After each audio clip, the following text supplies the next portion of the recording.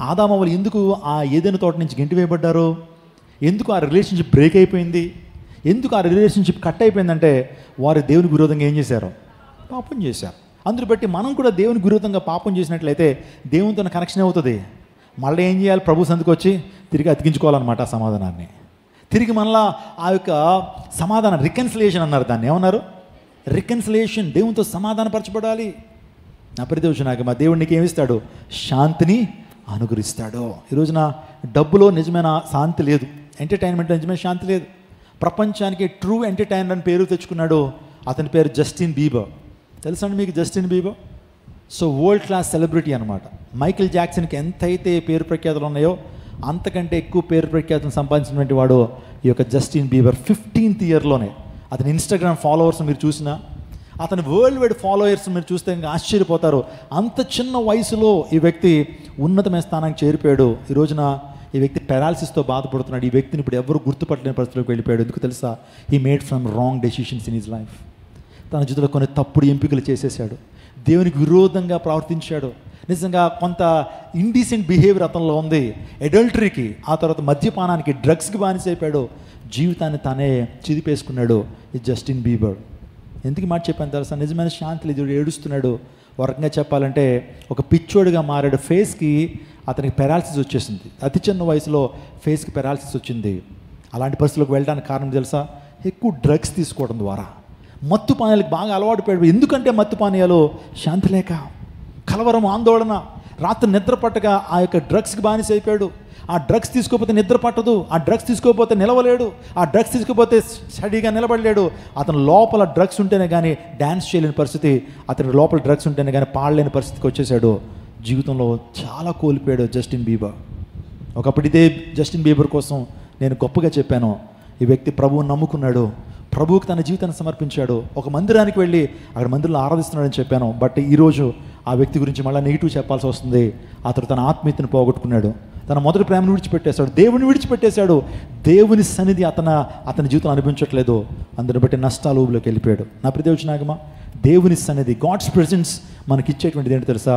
శాంతినిస్తుంది. దేవుని సన్నిధికి వస్తున్నప్పుడు దేవుని సన్నిధిలో ఈ యొక్క సముఖంలో ఏముంటుంది? గాడ్స్ ప్రెజెన్స్ ఉంటుంది. పరిశుద్ధాత్మ దేవుడు మన మధ్య సంచారం చేస్తుంటారు. ఆయన ఎవరిని దీవించాలా, ఎవరి మీద తన యొక్క కృపను విస్తరింపచేయాలని పరిశుద్ధాత్మ, unseen God, unseen spirit is roaming over here. ఇక్కడ దేవుని ఆత్మ సంచారం చేస్తూ ఉంటారు. ఇప్పుడు ఈ దేవుని వాక్యం మీరు వింటున్నారంటే, దేవుని వాక్యం చేత మీరు కదల్చబడుతున్నారంటే, ఆరాధనలో చేతులు దేవుని ఆరాధన చేస్తున్నారంటే you are under the presence of God. మీరు దేవుని ప్రెజెన్స్తో ఉన్నారు. మీరు పరిశుద్ధాత్మ చేత నింపబడుతున్నారు. పరిశుద్ధాత్మ దేవుడు మిమ్మల్ని ఏం చేస్తున్నాడు? ఒప్పింప చేస్తున్నాడు. వాక్యం విను అని చెప్పి ఆ వాక్యాన్ని వింటున్నప్పుడు మీలో సంతోషాన్ని పెడుతున్నాడు. ఆ వాక్యాన్ని వింటున్నప్పుడు మీలో మార్చుకోవాలని ఆలోచన ఇస్తుంది. ఏ ఆత్మ తెలుసా? దేవుని ఆత్మ. ఎందరైతే దేవుని ఆత్మ చేత నింపబడుతుంటారో వారు దేవుని పిల్లలు అనబడుతారని దేవుని తెలుస్తూ ఉంది. ఈరోజున దేవుని పిల్లలుగా మనం పిలవడాలంటే దేవుని ఆత్మ చేత నింపబడాలి. నా ఆత్మ లేనిటువంటి వాడు నా వాడు కాడు.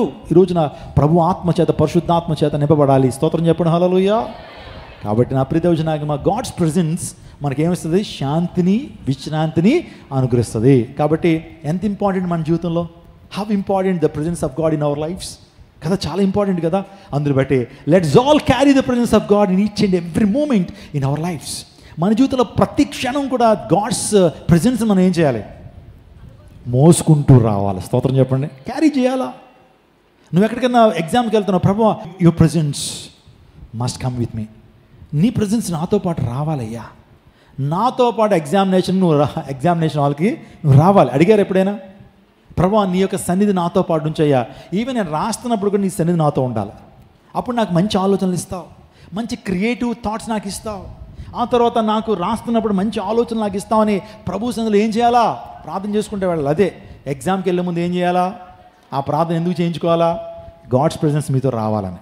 ఆ తర్వాత ఎక్కడికైనా బయటికి వెళ్తున్నావు, ప్రయాణాలకు వెళ్తున్నావు. కొంతమంది ప్రయాణాలకు చేస్తున్నప్పుడు కనీసం ప్రార్థన చేయరు. వాళ్ళకి ప్రార్థన అనేది అలవాటు ఉండదు. కానీ ఒక మాట నేను చెప్పనండి, క్రైస్ట్ టెంపుల్లో ప్రతి కుటుంబం మీరు ఎక్కడికైతే బయటకు వెళ్తున్నప్పుడు ఏం చేయాలా?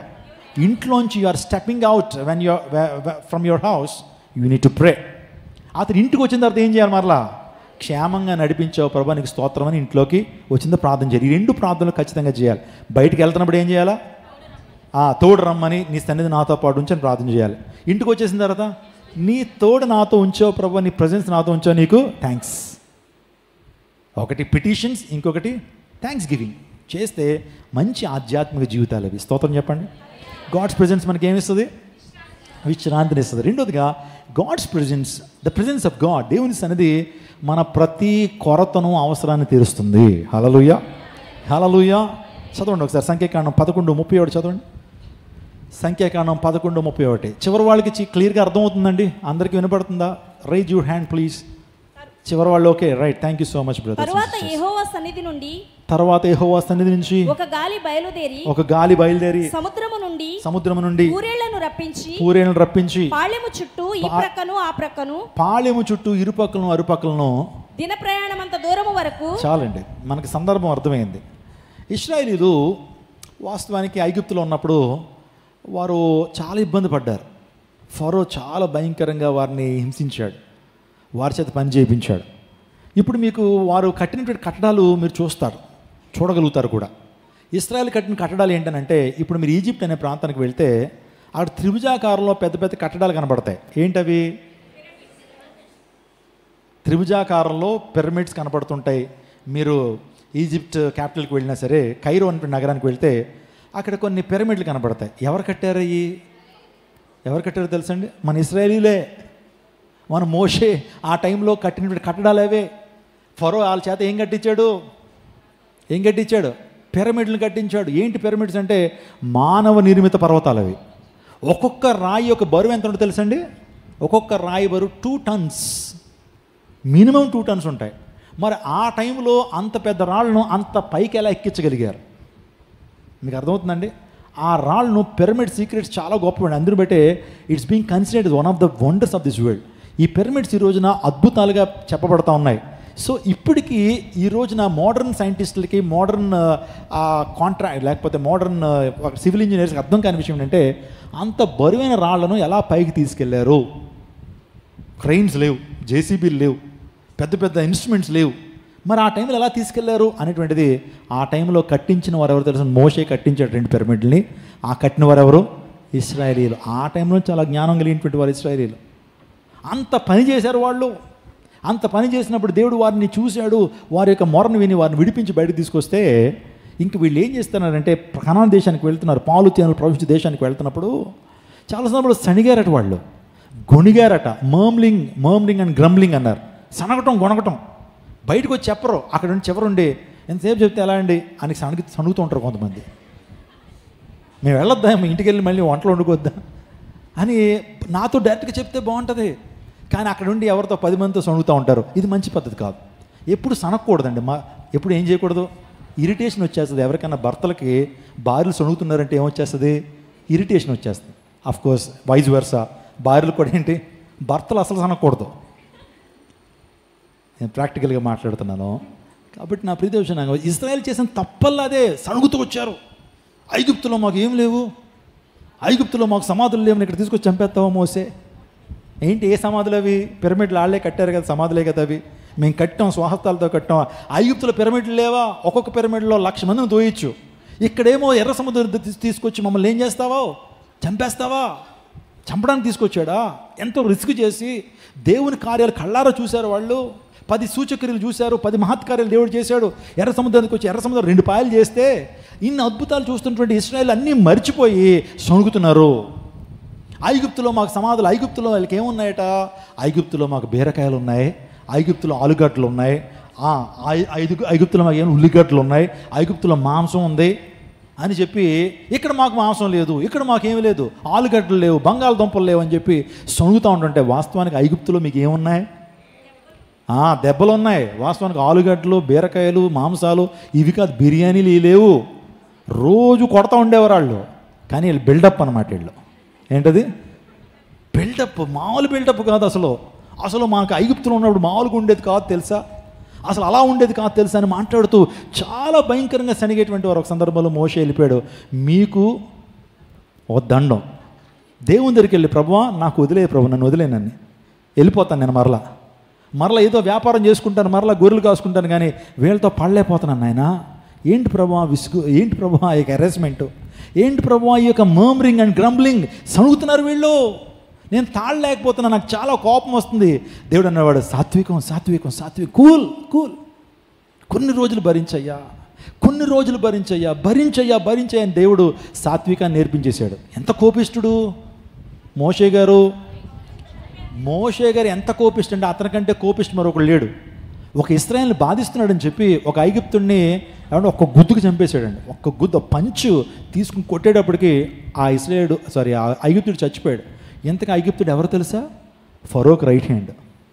మామూలుడు కాదు, మామూలు సోల్జర్ కాదు, ఒక ప్రధానమైన వ్యక్తిని చంపేశాడు. అందరూ బట్టే ప్రధానమైన వ్యక్తి కాబట్టే మరలా పారిపోవాల్సి వచ్చింది. ఫరోకు చాలా చాలా దగ్గరవాడట. ఫరో తర్వాత ఒక రకంగా చెప్పాలంటే ఫరో యొక్క అడ్మినిస్ట్రేషన్ అంతా చూసేవాడు. వాడిని చంపేశాడు. అందరూ పెట్టి మిథ్యాన్ దేశానికి పారిపోయాడు. చాలామంది అనుకుంటారు ఒక సామాన్యమైనటువంటి సోల్జర్ని చంపితే ఎందుకు పారిపోవాలి. వాస్తవానికి సామాన్యమైన సోల్జర్ కాదు ఆ వ్యక్తి, ఒక బలమైన స్థానంలో ఉంటున్న వ్యక్తిని చంపాడు. ఒకే ఒక గుద్దు.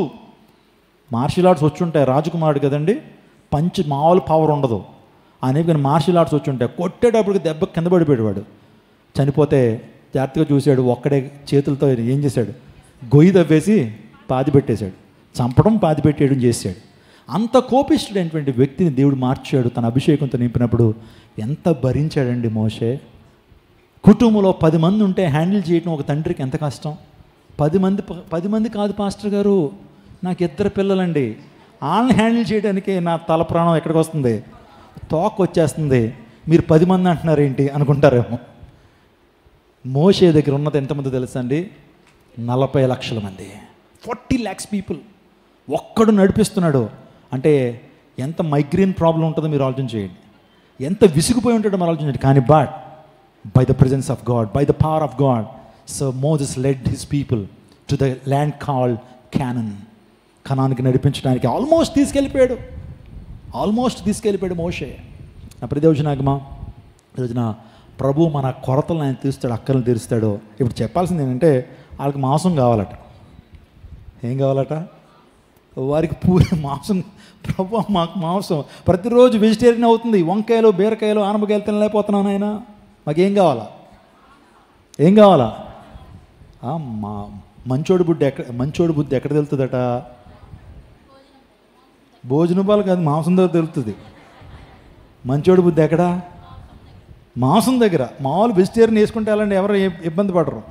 కానీ పక్కనోడికి 4 ముక్కలు సర్వ్ అయినాయి, నీకు 2 ముక్కలే సర్వ్ అయినాయి. వాడి వైపు ఎలా చూసి పక్షపాతం అండి అతనికి. పోన్లే పాపం, గరిట్లో 4 పడ్డాయి, నీకు 2 పడ్డాయి, సో హ్యాపీగా తినచ్చు కదా. కానీ మన బుద్ధి ఎక్కడ బయటపడుతుంది అంటే పెద్దలు చెప్తారు, మనం కాదండి, మనం ఎవ్వరం కాదు ఇక్కడ. మన బుద్ధులు ఏమీ మాంసం దగ్గర బయటపడము. మనం చాలా రాయల్గా ఉంటాం, చాలా మెచ్యూర్డ్గా ఉంటాం. ఎందుకంటే మనం దేవుని ప్రజలం. స్తోత్రం చెప్పండి. హల్లెలూయా. గట్టిగా చెప్పట్లేదు. వీళ్ళకి మాంసం కావాలనుకున్నప్పుడు ఇంకా మోషే దగ్గరికి వెళ్ళి మాకు మాంసం కావాలన్నప్పుడు ప్రభు సందికి వెళ్ళాడు. అయ్యా, బిడ్డలకి మాంసం కావాలంటే ఆయన బక్క చిక్కిపోతున్నారట.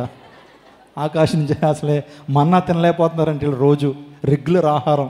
అందరూ బట్టి మాంసం పంపించండి. దేవుడు వారి అవసరాన్ని గుర్తించి ఏం చేశాడు? యెహోవా సన్నిధి నుంచి ఒక గాలి బయలుదేరి సముద్రపు నుండి సముద్రం మీద ఉన్నటువంటి పూరేళ్ళన్నీ కూడా ఎక్కడికి వచ్చి పడుతున్నాయి? ఇశ్రాయేల్ పాళెంలోకి వచ్చి పడుతుంటే ఇలా తీసుకోవటం, రెక్కలు ఎరవటం, ఫ్రై చేసుకుని తినేయటం. ఫ్రై చేసుకునే వాళ్ళు ఫ్రై చేసుకుంటున్నారు, కూర వండుకునే వాళ్ళు కూర వండుకుంటున్నారు, బార్బెక్యూ చేసుకునే వాళ్ళు బార్బెక్యూ చేసుకుంటున్నారు. ఇంకా రకరకాలుగా దాన్ని ఏం చేసుకుంటున్నారు? ఆ పూరేళ్ళు అనేవి చాలా డెలిషియస్గా ఉంటాయి, చాలా రుచికరంగా ఉంటాయి. కాబట్టి ఆ పూరేళ్ళు వారు తింటూ మొదలుపెట్టారు. దేవుడు వారి ప్రతి అవసరాన్ని ఏం చేశాడు? పగలు మేఘస్తంభాన్ని రాశాడు, రాత్రి అగ్నిస్తంభాన్ని వేశాడు. బండ నుంచి ఏమి ఇచ్చాడు? నీళ్ళను దయచేశాడు. మారాజనాలను ఏం చేశాడు? మధురంగా చేశాడు. ఆకాశం ఏం కురిపించాడు? దేవదూతలు తినేటువంటి శ్రేష్టమైన ఆహారాన్ని పంపించాడు. నిజంగా వారి చెప్పులు వారు ఏమవ్వలేదట, అరిగిపోలేదట. వారి వస్త్రాలు ఏమవ్వలేదట, పాతగిల్లిపోలేదట. మనం 4-5 ఉతులకి ఏమైపోద్ది మన బట్టలో? చెప్పండి. మాసిపోతాం కాదు, కలర్ షేడ్ అయిపోతాయి. 4-5 ఉతులకి ఏమైపోతాయి చెప్పండి? మెయింటైన్ చేయడం కష్టమైపోతాం. డ్యూరబిలిటీ ఉండట్లా. ఇదివరకు 4-5 బట్టలు ఉండే, మనకి ఇప్పుడు ఎన్ని బట్టలు ఉన్నాయి? 40 బట్టలు ఉన్నాయి. 40 చీరలు ఉన్నా సరే మనకి ఇంకా సంతృప్తి ఉండదు. ఇదివరకు మా చిన్నప్పుడు చాలా తక్కువ బట్టలు. నాకు చెప్తున్నానండి, మాకు 2 స్కూల్ యూనిఫామ్లు ఉండే. ఎప్పుడైనా కొత్త బట్టలు కొనాలంటే మా ఇంట్లో ఎప్పుడు క్రిస్మస్ పండగకి కొత్త బట్టలు అప్పుడే. ఇప్పుడు మనం ఆలోచించేయండి, మన పిల్లలకి ప్రతి వారం ప్రతి నెల ఒక కొత్త బట్టలు కొనాల్సి వస్తుంది. విండో షాపింగ్ అని వెళ్తాం, ఏదో ఒక టీషర్టు కొనాల్సి వస్తూ ఉంది. చూడండి, ఆ టైంలో బట్టలు వారు వేసుకున్న బట్టలు 40 సంవత్సరాలు వేసుకున్నారు, కానీ వారు వస్త్రాలు ఏమవట్లేదట, షైనింగ్ వచ్చేస్తున్నాయట. స్తోత్రం చెప్పండి. షైనింగ్ వచ్చేస్తున్నాయి. ఇంకా రోజు రోజుకి ఏమైపోతూ ఉన్నాయి, ఆ బట్టల్లో కాంతి పెరిగిపోతూ ఉంది. రిన్ను వాడకపోయినా, ఏరియల్ వాడకపోయినా వారి బట్టలు ఏమవుతున్నాయి, కాంతి వచ్చేస్తున్నాయి. దేవుడు అంత గొప్ప కార్యాలు చేశాడు. వారి చెప్పులు వారు ఏమవలేదట, తెగిపోలేదట, అరిగిపోవట్లేదట చెప్పులు. దేవుడు గొప్ప కార్యాలు చేస్తూ 40 సంవత్సరాలు వారిని నడిపించుకుంటూ వచ్చారు. వారి ప్రతి అవసరాన్ని దేవుడు తీర్చి. ఈరోజు ఒక శుభవార్త ఏంటి తెలుసా? దేవుడు మీ యొక్క ప్రతి అవసరాన్ని క్రీస్తు యేసు మహిమలో తీర్చునుగాక. My God shall supply all of your need according to his riches and glory through Christ Jesus. My God shall supply all of your needs. మా దేవుడు నీ యొక్క సమస్తమైనటువంటి అక్కర్లను దేవుడు ఏం చేస్తాడు, తీరుస్తాడు. ప్రైజ్ గాడ్, హల్లెలూయా. దేవునికి నీ అవసరతలు తెలుసు. దేవునికి నీ అవసరతలు తెలుసు. నీ కొరతలు దేవునికి తెలుసు. నువ్వు మరవబడవు. హల్లెలూయా.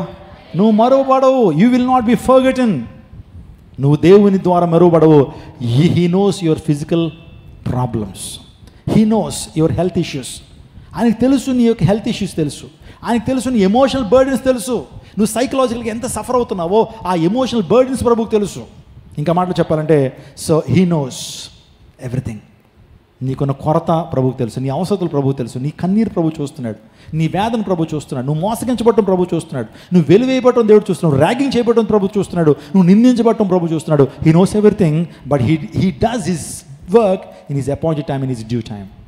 దేవుడు తన కార్యాన్ని తన కాలమందు జరిగిస్తాడు. ప్రైజ్ గాడ్, హల్లెలూయా. మన టైంలో చేయడు ఆయన. మనం అనుకున్న టైంలో ఆయన చేయడు, కానీ ఆయన టైం ఉంటుంది. Our time is different from his time. ఆయన సమయం వేరు. ఆయన సమయంలో దేవుడు కార్యం చేస్తాడు. ఏలియాని పోషించలేదు దేవుడు. రాజ్యం అంతా కరువు ఉంది, ఇశ్రాయేల్ దేశం అంతా కరువు ఉంటే దేవుడు ఏలియాని దేంతో పోషించాడు? రావెన్స్, కాకులతో పోషించాడు. అంటే రివర్స్ అనమాట. ప్రకృతి ధర్మాలకి రివర్స్ కార్యక్రమాలు దేవుడు జరిగిస్తూ ఉంటాడు. ప్రకృతి ఒప్పుకోదు. కాకి స్వభావం చెప్పండి. సిస్టర్ గారికి బాగా అలవాటు. చిన్నపిల్లవాడు జంతుకుని ఎత్తుకెళ్ళిపోయేది ఏంటి? కాకి. పొరపాటున ఇంట్లో ఎలకని చంపేసి బయట పాడేస్తే తణుకుపోయేది ఏంటి? దానికి అంతా ఏం కావాలంటే పెట్టే బుద్ధి ఉండదు కాకి, తీసుకునే బుద్ధి. నోవహు టైంలో కాకి ఏం చేసింది? నువ్వు బయటికి వెళ్ళి చూసిరా అమ్మా, ఆ రిపోర్ట్ ఇయ్యి, వెదర్ రిపోర్ట్ ఇయ్యి అంటే అది ఏం చేసింది? చచ్చిపోయిన దాని మీద వాలింది. మళ్ళీ తిరిగి రాలా. కృతజ్ఞతలు ఉండదు కాకి. కానీ పావురానికి ఏముంటుంది? నా యజమానుడు ఇన్ని రోజులు నన్ను రక్షించి నా జీవాన్ని కాపాడాడు, అందులో నా యజమానుడు కోసం ఒక మంచి రిపోర్ట్ తీసుకురావాలని బయటికి వెళ్ళి ఏం తీసుకొచ్చింది? తొంచబడినటువంటి ఒలివ మొక్కను తీసుకొచ్చింది. That's the difference between Dove and pigeon and raven. కాకి దానికి మధ్య తేడా అది. సో ఈ కాకి మాత్రం ఇక్కడ రివర్స్ చేస్తున్న పని. నిజంగా కకృత్తో ఉండేటువంటి ఈ కాకి, అసలు ఎవరికి పెట్టని బుద్ధి కలిగినటువంటి కాకి దేవుని సేవడికి ఏం తీసుకొస్తుంది? ఆహారాన్ని, మాంసాన్ని, రొట్టెను తీసుకొచ్చి కెరీతు వాక్ దగ్గర ఉన్నటువంటి ఏలియాకి ఆహారాన్ని, అంటే దేవుడు ఏలియాని ఏం చేశాడు? దేని చేత పోషించాడు? నువ్వు అనుకుంటున్నావు శత్రువుల ముందు కూడా నీకు ఏం సిద్ధపరుస్తాడు దేవుడు? నీ శత్రువులే నిన్ను పోషిస్తారు. నీ శత్రువుల ద్వారా నీకు మేలు కలుగుతుంది. నీ శత్రువులే ముందు ఏం చేస్తారు? పొర్లు దండాలు పెట్టి నీకు ఏం చేస్తారు? కనపరుస్తారు. దేవుడు అంత గొప్ప కృపిస్తాడు. హల్లెలూయా. దేవుని భక్తులు కలిగి జీవిస్తే నీ శత్రువులు ఎదుటే భోజనాన్ని సిద్ధం చేస్తాడు ప్రభు. కాకుల ద్వారా ఆహారం పంపించాడు. ఆ తర్వాత అన్నాడు, కాకుల ద్వారా ఆహారం పొందిన తర్వాత, ఏలియా చాలయ్యా, ఇప్పటి వరకు కాకులు నీకు సాయం చేసినాయి, బయలుదేరు. ప్రక్కనే ఒక గ్రామం ఉంది, ఆ గ్రామం పేరు సారిపత గ్రామానికి వెళ్ళు, అక్కడ నిన్ను పోషిస్తాను, ఆ తర్వాత ఒక విధవరాలను కూడా పోషించేటువంటి ప్లాన్ నాకు ఉంది, వెళ్ళు అని బయలుదేరినాడు. బ్యాగ్ వేసుకుని బయలుదేరాడు. ఆ గ్రామ పొలిమేరలో ఆ విధవరాలు పొల్ల ఏరుకుంటుంది. ఏమ్మా బాగున్నావా? ప్రైజ్ ది లార్డ్ అన్నాడు పాస్టర్ గారు. ప్రైజ్ ది లార్డ్ అయ్య గారు, ఏంటండి ఎలా వచ్చారు? లోకం పరిస్థితులు ఏం బాగాలేదండి, కరువు అండి జీవితం అంతా కూడా అంటే. లేదమ్మా, దేవుడు నీ ఇంటికి రమ్మని నీ ఇంటికి వెళ్ళమని దేవుడు చెప్పాడు, నడు అన్నాడు. పొలాలు పట్టుకుని వెళ్ళింది. ఇంట్లో ఎందుకు పొలాలు ఏరుకుంటున్నావమ్మా? ఇంట్లో పొలాలు లేవంటే, మా ఇంట్లో కొంచెం పిండి ఉంది, కొంచెం నూనె ఉంది, వీటితో లాస్ట్ మీల్, ఇంకా ఆఖరి భోజనం తయారు చేసుకుని రేపటి నుంచి ఏంటి తూర్పు తిరిగి దండం పెట్టమండి, ఇంక లేవు, కొనుక్కుందాం ఉన్నా సరే ఇంకేమీ లేవు, అక్కడ గ్రాసరీ లేదు రాజ్యంలో, అందరూ బిడ్డ ఇదే లాస్ట్ మీల్ అని చెప్పేటప్పటికి, అలాగే అమ్మా సో వెళ్ళి లోపలికి వెళ్ళి రొట్టెలు చేసి అన్నాడు. చేసిన తర్వాత తీసుకొచ్చి అన్నాడు. ఏమన్నాడు? మీరైతే ఏమనుకుంటారో, ఆఖరి మీలని చెప్పానా, పాస్టర్ గారికి చెప్పాను ఆఖరి మీలని, ఏమీ లేదని చెప్పాను. ఇంకేంటి కొరుకు తినేస్తారు వీళ్ళు. ఆఖరి మీలని చెప్పాను నేను, నా పిల్లలు తింటామని చెప్పాం. అయినా వచ్చేసాడు ఇంటికి. ఫోన్లో ఏదో ప్రార్థన చేశాడు, వెళ్తాడు అనుకున్నావా? ప్రార్థన అలాగే ఉండిపోయి అవి పట్టుకొచ్చేయమంటున్నాడు. దుర్మార్గుడు అని మనసులో అనుకుంటాం. కానీ సారిపత్తు గ్రామంలో ఇద్దరు అలా అనుకోలేదు. దైవజనుడు తనతో పాటు గాడ్స్ ప్రెజెన్స్ని తీసుకొచ్చాడు. ఆమేన్. దేవుని సన్నిధిని ఆయన మోసుకొచ్చాడు. ఏదో ఒక కార్యం చేయడానికి ఏదో కార్యం చేయడానికి దైవజనుని ప్రాంతాన్ని నడిపించాడు అని చెప్పి హృదయపూర్వకంగా ప్రేమతో ఆతిథ్యం చేసిందండి. ఇంకో మాట చెప్తాను, ఆతిథ్యం చేస్తున్నప్పుడు సణుక్కోవద్దండి. ఎవరికైనా ఇస్తున్నప్పుడు మంచి హృదయంతో ఇవ్వాలి. నీ హృదయం అంతా కూడా ప్రేమతో ఉండాలి. అందుకని తిట్టుకుంటూ, సణుక్కుంటూ, గొణుక్కుంటూ ఆతిథ్యం చేయొద్దు. ఎప్పుడు కూడా ఫ్రీ హార్ట్తో ఇవ్వండి, ప్రేమతో పెట్టండి. అది నీకు ఫలం ఉంటుంది. అర్థమైందా? భోజనం బిర్యానీ పెట్టినా సరే లోపల సణుక్కున్నాం అనుకుని ఉండదు. కానీ చారన్నం కూడా ప్రేమతో పెట్టు. కొంతమంది ఫిక్స్ అయిపోతుంది, చారన్నం కూడా ప్రేమతో పెడితే. ఎప్పుడు చారన్నం పెడదాం అనుకుంటున్నారా? శ్రేష్టమైనటువంటి వాటిని పెట్టాలి. నువ్వు ఎవరిని ఇంటికి వెళ్తున్నప్పుడు ఎలా ట్రీట్ చేయవాలని కోరుకుంటావో, నీ ఇంటికి వచ్చినటువంటి వారు అలా ట్రీట్ చేయవాళ్ళని. ఎవరిని ఇంటికి వెళ్తున్నప్పుడు ఏం కోరుకుంటావు? మంచి భోజనం పెట్టాలని కోరుకుంటావు, నన్ను బాగా ఆనర్ చేయాలని కోరుకుంటావు, మంచి రూమ్ని ఇవ్వాలని కోరుకుంటావు కదా. మరి నీ ఇంటికి వస్తున్నటువంటి నీ బంధువులు కూడా నువ్వు ఎలా ఉండాలని కోరుకుంటున్నావో అలాంటి కార్యం చేస్తున్నావు వారి కోసం. అది దేవుడు మెచ్చుతాడు. స్తోత్రం చెప్పండి. హల్లెలూయా. కాబట్టి ఇంకా ఇది ఎక్స్ప్లెయిన్ చేసుకుంటే చాలా చాలా కొద్దిగా ఫన్నీగా ఉంటుంది, చాలా ఇన్ఫర్మేటివ్గా ఉంటుంది, వేరే విషయం. కానీ దేవుని సేవకుడు ఇంటికి వచ్చిన తర్వాత ఎంతో చక్కగా ఆతిథ్యం చేసింది, సణుక్కోలేదు. రొట్టెని తీసుకొచ్చి పెట్టింది, దేవుని సేవకుడు తిన్నాడు, ఆకలి తీరింది. ప్రార్థన చేస్తాను రండమ్మా అని చెప్పి ప్రార్థన చేశాడు. ప్రార్థన చేసి వస్తానమ్మా, ధైర్యంగా ఉండండి, ప్రభు కృప మీకు తోడుగా ఉంది, ప్రభు అక్కర్లు తీరుస్తాడని కొన్ని వాగ్దానాలు చెప్పి వెళ్ళిపోయాడు. వెళ్ళిపోయిన తర్వాత మళ్ళీ వంటగదిలోకి వచ్చింది. రొట్టెలు లేవు. ఇప్పుడు పిల్లలు అడుగుతారు, ఇప్పుడు రొట్టెలు అడుగుతారు, ఆహారం అడుగుతారు, ఏమి ఇవ్వాలి పిల్లలకి ఆలోచన చేస్తూ వంటగదిలోకి వచ్చింది. సో ఎంత ఉందో పిండి కొంత ఇంకో రొట్టె చేద్దామని చెప్పి ఇలా తెరిచింది. తొట్టి నిండా పిండి ఉంది, బుడ్డి నిండా ఏముంది? నూనె ఉంది. ఏంటి, వాట్ ఈస్ దిస్ మిరాకల్, ఏంటి అద్భుతం అని చెప్పి దాన్ని రొట్టెలు చేస్తుంది. మరుసటి రోజుకి ఏమొస్తుంది? దేవుడు ఏదన్నా అద్భుతాన్ని చేయగలడు. హల్లెలూయా. దేవుడు పోషించగలడు. కాకుల చేత పోషించినటువంటి దేవుడు నిన్ను నీ బిడ్డల్ని పోషించడా? ఎందుకు విచారిస్తున్నావు? ఎందుకు భవిష్యత్తుని బట్టి భయపడుతున్నావు? నా బిడ్డను ఎలా పోషించాలి, నా బిడ్డల మీద ఎలాగని చెప్పి ఆలోచన చేస్తున్నావు? దేవుడికి సమర్పించండి. నీ బిడ్డలను పోషించేటువంటి వాడు ఆయనే. నీ బిడ్డలను పోషించేటువంటి వాడు, నిన్ను పోషించేవాడు ఆయనే. విశ్వాసంతో ముందుకు కదలండి. My God shall supply all of your needs in the riches of his glory.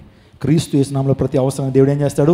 తీరుస్తాడు. ఇంకో మాట త్వరగా చాలా ఇన్సైట్స్ నేను యాక్చువల్లీ మీకు చెప్పాలనుకున్నాను. సో ఇజ్రాయెల్ని కూడా దేవుడు పోషించాడు. ఆ తర్వాత 5 రొట్టెలు 2 చేపలు ఎంతమందికి పంచిపెట్టాడు దేవుడు? 5,000 మందికి పురుషులకు పంచిపెట్టాడు. వాస్తవానికి అక్కడ ఉన్నటువంటి 20,000 పీపుల్ ఉన్నారు. వాళ్ళందరికీ కూడా 5 రొట్టెలు 2 చేపలు ఏమేని ఆయన కృతజ్ఞతలు చెల్లించి దాన్ని విరిచి పంచిపెట్టినప్పుడు ఎన్ని వేల మందికి పంచిపెట్టాడు? 20,000 మందికి పంచిపెట్టాడు ఆయన. వాస్తవానికి పురుషుల సంఖ్య రాశారు, కానీ స్త్రీలు ఉన్నారు, అక్కడ పిల్లలు కూడా ఉన్నారు. టోటల్గా 20,000 అబౌవ్ పీపుల్ ఉన్నారు. దేవుడు వారిని ఏం చేశాడు? పోషించాడు. ఈరోజు దేవుడు కూడా నిన్ను పోషిస్తాడు. ఒక్క సీక్రెట్ చెప్తాను, అదేంటి తెలుసా? సో దేవుడిని ప్రతి అవసరాన్ని తీర్చాలంటే God requires your trust and obedience. నీ ప్రతి అవసరం తీర్చబడాలని కోరుకుంటున్నప్పుడు God requires your trust and obedience. నీ యొక్క విశ్వాసాన్ని దేవుడు చూస్తున్నాడు, అతను నీ విధేయత ప్రభు చూస్తున్నాడు. ఈ రెండింటిని కలిగినటువంటి వారికి ప్రతి అవసరం కూడా తీర్చబడుతుంది. నమ్మటం అంటే ఏంటి? దేవుడు నమ్మటం అంటే ఏంటి? ఉదయాన్నే లేచి ఆయన బొమ్మ ఎలా కనబడగానే సిలుగురు తీసుకోవడమా? చాలామంది సిలుగురు అనుకుంటారు. ఇది నమ్మటం కాదు. దేవుని నమ్మటం అంటే ఏంటి తెలుసా? Putting God first in every aspect of your life. Putting God first in every aspect of your life. నువ్వు ప్రతి అంశంలో కూడా దేవునికి ప్రాధాన్యతనివ్వాలి. Put God first in every aspect, in everything. అది నమ్మటం అంటే. మొదట నా రాజ్యమును నా నీతిని. ఆదివారం మందిరానికి వచ్చేయడం కాదు నమ్మటం అంటే. దేవుని నమ్మటం అంటే ఏదైనా స్పెషల్ మీటింగ్స్ వచ్చినాయి అంటే స్పెషల్ మీటింగ్లో కాసేపు కూర్చుని నేను కూడా విశ్వాసం అని చెప్పడం కాదు. So when you put your complete trust upon God, when you give first importance to God, that means you are following and you are trusting God. అది నిజమైనటువంటి ట్రస్టింగ్ అంటే. అది దేవునికి మొదటి స్థానం ఇవ్వటం. ఆ తర్వాత లివింగ్ విత్ కంటెంట్మెంట్ అన్నాడు. అంటే మన జీవితాల్లో సంతృప్తి కలిగి మనం జీవించాలి.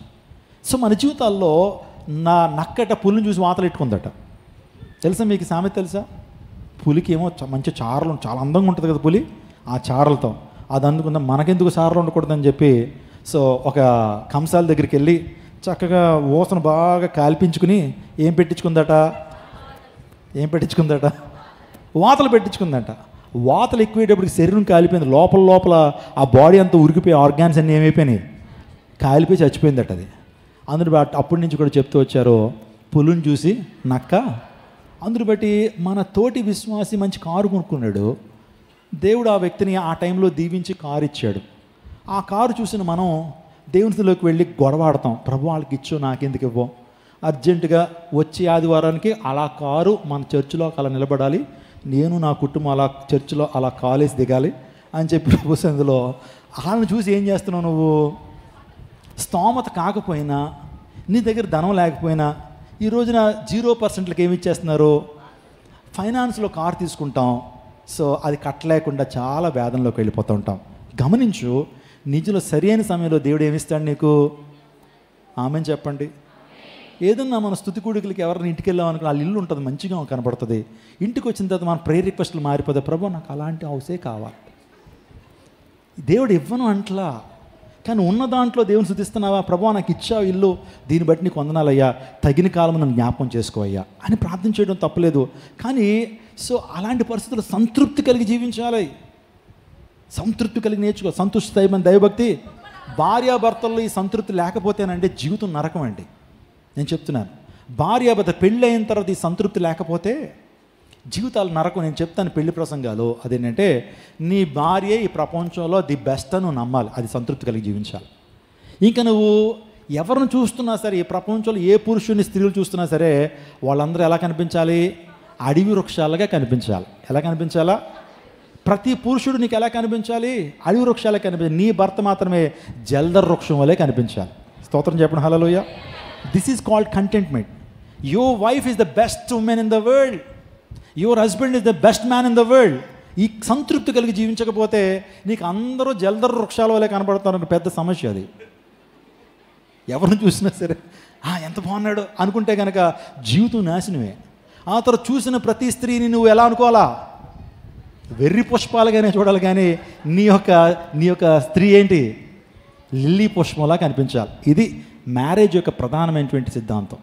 ఇంకో మాట చెప్పనా, ఈ ప్రపంచంలో ప్రతి స్త్రీకి కూడా తన భర్తే ద మోస్ట్ హ్యాండ్సమ్ కంటే ఇంకో మాట ఉంటుంది ఏంటండి, ఓకే, హ్యాండ్సమ్ కంటే ఇంకా హైయెస్ట్ డిగ్రీ ఉంటుంది. ఏమంటారు? ద మోస్ట్ హ్యాండ్సమ్ అని ఏమంటారు? మ్యాచో అంటారు కదా, మ్యాచో పర్సనాలిటీ అంటారు. అలా కనిపించాలి నీ భర్త, పొట్టిగా ఉన్నా సన్నగా ఉన్నా. నీ భార్య అలా ఉంది, మోస్ట్ గాడ్జియస్ ఉమెన్గా కనిపించాలి. This is the beauty, this is the mystery of the marriage. ఇది మ్యారేజ్ యొక్క ఈ సంతృప్తి లేదు. ఈ సంతృప్తి లేదు. నీ మనసులో ఫిక్స్ అయిపోవాలి పెళ్ళి అవుతున్న టైంలోనే, my husband is the best man in the world, my wife is the best woman in the world అని ఆ సంతృప్తి లేకపోతే జీవితాలు, కుటుంబాలు ఏమవుతాయి? నాశనం అవుతాయి. దేవుని లేఖ నుంచి చాలా మిస్టరీస్ ఉన్నాయి. ఇంకా నేను ముగిస్తున్నాను నా ప్రియజనాగమా. కాబట్టి ఈ రోజున putting God first, that is the faith that we are submitting in the Lord presence, living with contentment and విశ్వాసంతో ఇవ్వటం. ఈ విషయాలు చెప్పండి. దేవుని సన్నిధి మనతో ఉంటే ఏం కలుగుతుంది మనకి? విశ్రాంతి. దేవుని సన్నిధి మనతో ఉంటే ప్రతి అవసరం తీర్చబడుతుంది. మూడోదిగా, దేవుని సన్నిధి మనతో ఉంటే మనకు ఘనత, ప్రభావం కలుగుతాయి. స్తోత్రం చెప్పండి. ఎంతమంది ఘనత కావాలి కదా? అందరికీ పేరు కావాలి, అందరికీ కూడా ప్రఖ్యాత కావాలి, అందరూ కూడా ఘనత పొందుకొని ఆశపడుతున్నాం. ఘనత ఎలా వస్తుంది? God is the God who can lift us. దేవుడు మనల్ని ఏం చేసేవాడు? లిఫ్ట్ చేసేటువంటి. God's hand is mighty to lift you up. God's hand is mighty to lift you up. దేవుని చేతులు నిన్ను లేపేటువంటి చేతులు. స్తోత్రం చెప్పండి. దేవుని చేతులు నిన్ను ఘనపరిచేటువంటి చేతులు, దేవుని చేతులు నిన్ను విస్తరింపచేసేటువంటి చేతులు, దేవుని చేతులు నిన్ను ఆస్వాదించేటువంటి చేతులు. వాళ్ళ చేతులు చాలా పెద్దవి అంటారు. అంటే అర్థం ఏంటి? ఇంతంత ఉంటాయని అర్థం. సో ఆ చేతులు పెట్టేసేటువంటి చేతులు అని. దేవుని చేతులు చాలా పెద్దవి. దేవుని హస్తం కురచకాలేదంటాడు. ఇశ్రాయేలుని కాపాడువాడు కునుకుడు నిద్రపోడు, రక్షింప నేరకుండా యెహోవా హస్తము కురచకాలి, విన నేరకుండా అంటే ఆయన చెవులు ఆయన చేతులు చాలా పెద్దవి. టు బ్లెసెస్, మనం దీవించడానికి ఆయన చేతులు చాలా పెద్దవి. ఎవరిని దీవిస్తాడంటే గాడ్ లిఫ్ట్ ద హంబుల్. దేవుడు ఎవరిని దీవిస్తాడు తెలుసండి? హంబుల్గా ఉన్నటువంటి వారిని దేవుడు దీవిస్తాడు.